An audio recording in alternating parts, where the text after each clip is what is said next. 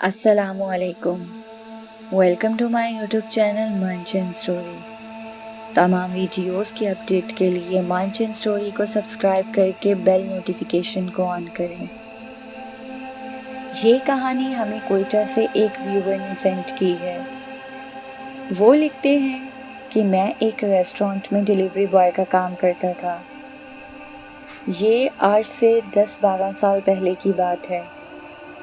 सर्दियों की रात थी और हम काम ख़त्म करके जल्दी घर चले जाया करते थे। उस रात सब घर जा चुके थे और मैं भी घर के लिए निकलने वाला था कि उस रेस्टोरेंट के ऑनर ने मुझे एक एड्रेस पर डिलीवरी करने को बोला। मैं दिल ही दिल में उसे कोस रहा था कि इतनी रात हो चुकी है, छुट्टी का टाइम है, पर इसे अभी भी डिलीवरी की लगी हुई है।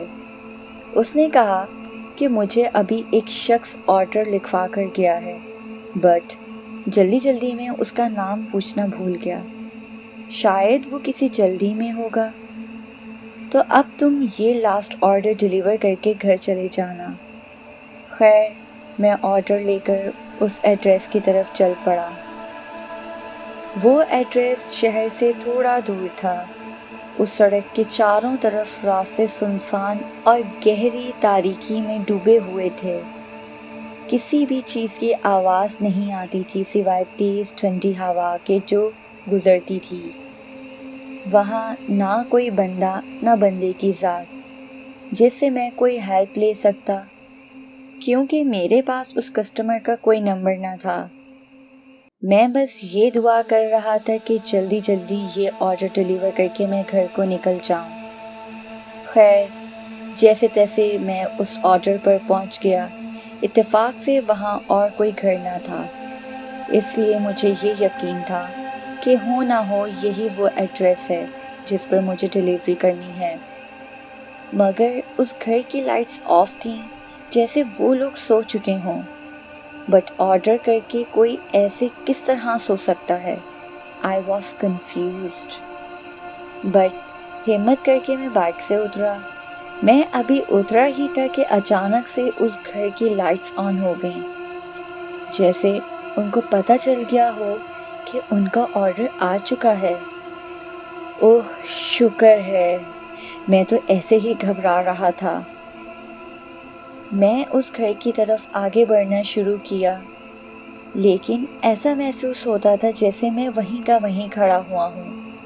जर्द और सूखे पत्ते मेरे पाँव के नीचे, और खामोशी में एक अजीब और पुरसिरार किस्म की आवाज़ पैदा होती।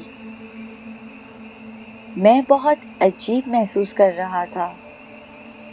उस घर के दरवाजे पर पहुंचकर मैंने डोर बेल बजाई, मगर कुछ देर गुजरने तक भी कोई न आया। मुझे लगा शायद डोर बेल ही ख़राब होगी, इसीलिए मैंने दरवाज़ा खटखटाया और उम्मीद करता रहा कि शायद अब कोई आ जाए। बट फिर भी किसी ने कोई जवाब न दिया। गुस्से में आकर मैंने काफ़ी ज़ोर से दरवाज़ा बजाया, इस हद तक कि उस सड़क पर दूर तक सिर्फ इसी की गूंज थी। इतने में मुझे घर के अंदर से कदमों की आहट सुनाई दी और मैंने शुक्र किया कि चलो अब मेरी जान छुटेगी। दरवाज़ा खुला तो एक बच्चा बाहर आया।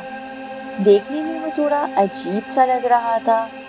मैं उसे वो ऑर्डर देने लगा, बट वो किसी चीज़ का रिस्पॉन्स नहीं दे रहा था और टिकटिकी बंद करके मुझे देखे जा रहा था कि अचानक मुझे उस घर की ऊपरी मंजिल से किसी औरत की जोरदार चीख सुनाई थी, जिसे सुनकर मेरा तो दिल ही बाहर आ गया हो।